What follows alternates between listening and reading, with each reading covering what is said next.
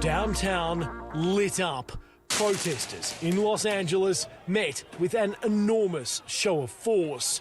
Row after row of police cars, hundreds more boots on the ground, and dozens of people cuffed and taken away.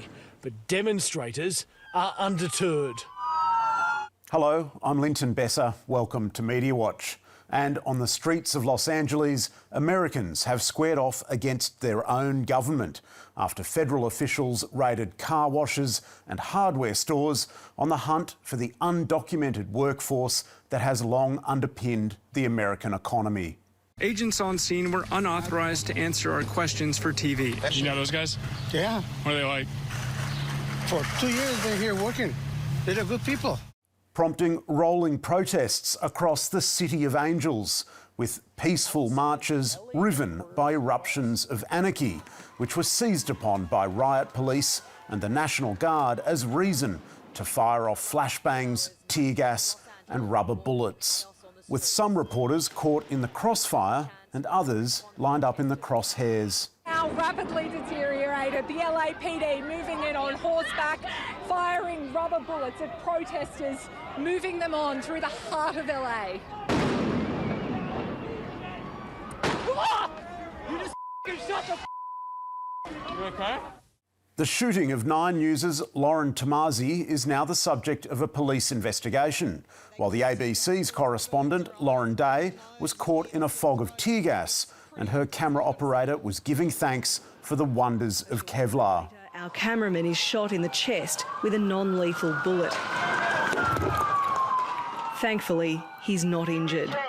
A Nine cameraman, while seeking shelter, was also shot by police with a non-lethal round, as was another Australian journalist, Livia Albeck-Ripka, who works for the New York Times. The officers began firing crowd-controlled munitions in our direction, and I was hit below my ribcage. It's one thing for police in the heat of the moment to confuse the press for the mob, but what is happening in Los Angeles is quite another. It's a torrid case study of the deliberate targeting of journalists by the boys in blue, like in the case of the New York Post's Toby Canham, who captured the moment one cop lined him up. Or when independent journalist Abraham Marquez and other reporters with him were fired upon, despite explicit warnings. He's shooting at media. He's shooting at media. He's shooting at press. Hey, that's press. That's press. Riot police also opened fire at this television crew. British news photographer Nick Stern later underwent surgery after he said he was hit by a 3-inch projectile.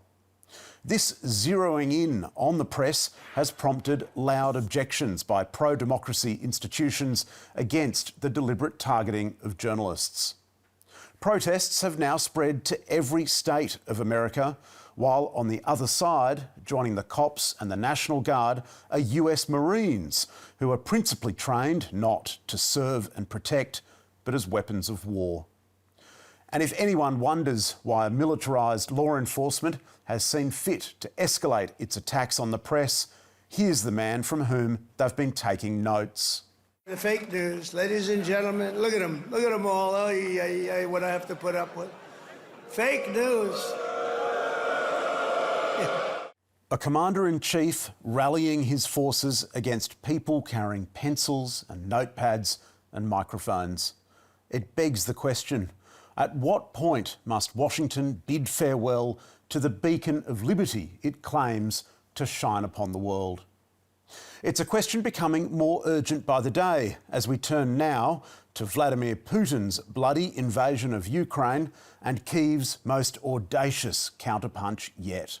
Under the code name Spider's Web, Ukraine smuggled 117 drones deep inside Russia and targeted the Kremlin's bomber force. The Ukrainian attack of unprecedented scale and ingenuity relied on drones. The drones were sneaked across the border in wooden crates packed on trucks, then driven to locations near air bases and launched remotely. And according to Ukraine anyway, it was highly successful, crippling 1/3 of Russia's cruise missile-capable aircraft, assets worth a combined $10 billion. To make sense of the moment, the ABC turned to one former Australian military leader. Mick Ryan is a retired Major General who served in the Australian Defence Force for more than 3 decades. He's now a Senior Fellow of the Lowy Institute and an Adjunct Fellow at the Centre for Strategic and International Studies. Mick Ryan, welcome. Thank you. It's great to be with you. Mick Ryan, an eminent military analyst, making plain his assessment that drones are the future of modern warfare. It allows them to be more lethal while sitting back and hopefully not being exposed to as much threat. And what of Australia? We've had drone programs cut. We see a lot of bureaucratic obstructionism to units buying drones and experimenting with them. Drones may be vital to our defence, but they're rarely seen here in Australia, as Ryan pointed out to the Weekend Australian. We've got a crisis on our hands. You talk to people in the Australian Army, they never see drones. You talk to Ukrainians, they see drones all the time. He also appeared on the ABC's flagship nightly current affairs program to advocate again for the acquisition of more drones. Meanwhile, his column for the Sydney Morning Herald and The Age beat the same rhythm on the same drum. But Mick Ryan's most recent piece for those papers about drones' many advantages suddenly included this enlightening piece of information. He is also a strategic advisor to a number of defence and security companies, including a drone manufacturer. Oh, turns out the media's drone evangelist-in-chief has, since June last year, been assigned stock options in a drone company called Skydio and is one of the company's strategic advisors. And one of Skydio's biggest clients, the US Department of Defence. As of last June, Ryan is also an advisor at large for Beaten Zone Ventures, an Australian venture capital firm looking for ways to pour money into future weapons of war, and which has, you guessed it, already invested in drone technology. Now, Mick Ryan is clearly an accomplished person with sharp expertise, and he's entitled to make a buck any way he sees fit. Indeed, he's made no secret of his commercial interests, posting them both on LinkedIn. But aside from his most recent outing in the Herald and the Age, Ryan's conflict of interest has been omitted, as far as we can see, from every other major interview he's given or column he's published, which I think is pretty rubbish. We asked News Corp and 9 newspapers for an explanation, but didn't get one. An ABC spokesperson told us, Teams were not aware of Mick Ryan's link to Skydio, and it should have been disclosed to the audience. We have published editor's notes on the relevant content. As for Mick Ryan, he denied that his links with both companies had any influence over his commentary on drones and said his association is there for all to see on a number of social media platforms. It has never been disguised, hidden or required questioning. No one would dispute Mick Ryan's credibility. But when someone is extolling the virtues of a military technology which readers and viewers may end up paying for, don't they deserve to know he's got a little upside too? Now, we're going to stay with defence, but turn to a somewhat larger and more expensive set of toys, a fleet of new Australian warships worth a cool $10 billion. Today, the Albanese government is announcing an increase in the number of warships in the Royal Australian Navy. That was Defence Minister Richard Marles in February last year firing the starting gun on a multi-billion-dollar shipbuilding program, prompting much excitement from arms peddlers worldwide, some of whom had already put the fruits of their orchards on display through a rather willing Fourth Estate. Spain launches $10 billion bid to build us killer naval fleet. Exclusive. Cameron Stewart, Madrid. In 2023, Spanish shipbuilder Navantia flew one of the Australian's most senior writers all the way to Madrid to promote its bid to spearhead the creation of a more lethal Australian Navy, revealing an offer to build 6 heavily armed corvettes as well as 3 more air warfare destroyers to boost firepower. Another bidder, Japan's Mitsubishi Heavy Industries, was not to be outdone, flying Channel 7's defence editor to Nagasaki to set out its wares. Heavily automated, fast and stealthy, the Megami, the most advanced frigate in the world, shortlisted for the Australian Navy. Perhaps fearing a flanking manoeuvre, the Germans were next to lay on the largesse. Shots fired in bid to build warships. Exclusive. Matthew Knott, Foreign Affairs Correspondent, Kiel, Germany. The Age and the Sydney Morning Herald's Matthew Knott travelled to the port city of Kiel earlier this month to report on the MECO A200 frigate, built by ThyssenKrupp Marine Systems, or TKMS, whose chief executive assured Knott's readers, "We know what we're doing." You'd kind of hope so. The TKMS boss also took a cheeky shot at his Japanese rivals.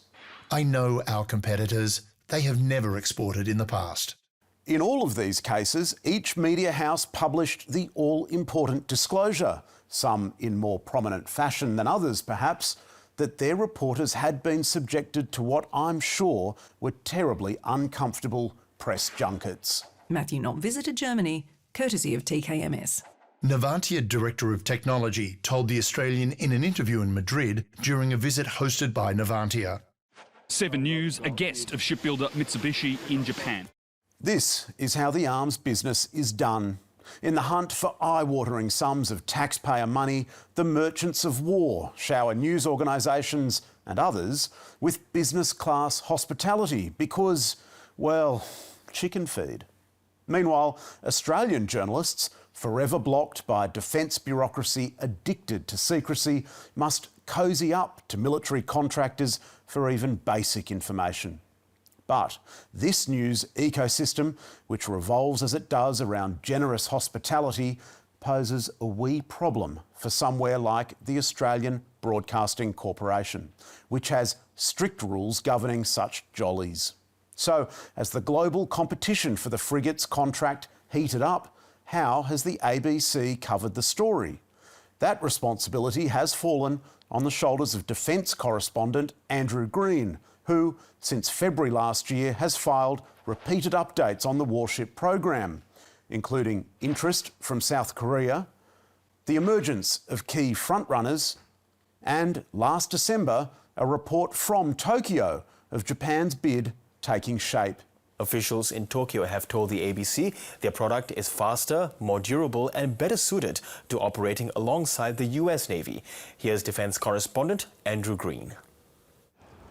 About a decade has passed since Japan first proposed supplying its Soyuz-class submarines to Australia.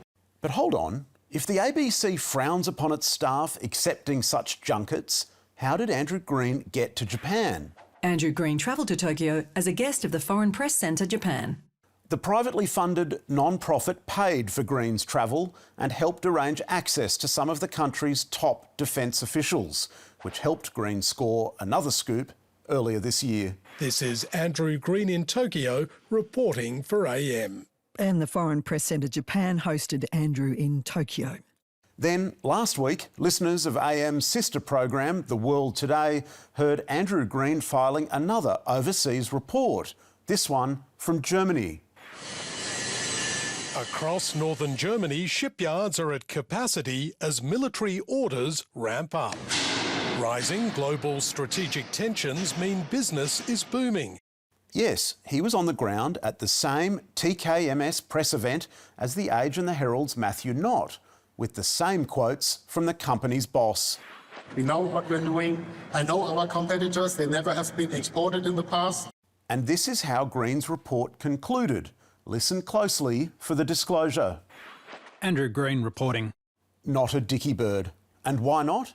Because no one at the ABC knew Andrew Green had even gone to Germany. And when he filed this story a week after the TKMS event, he was back in Canberra and telling his boss he was getting audio of the press conference by email. As far as the ABC knew, Green had just returned from some personal leave. In fact, the veteran reporter had travelled from Sydney to Dubai to Germany and back again on a business class ticket that we estimate was worth about $16,000 and staying in hotels in Hamburg and Kiel, all of it paid for by none other than the German weapons company TKMS. He couldn't disclose the trip to his ABC audience because he hadn't disclosed the trip to his ABC bosses.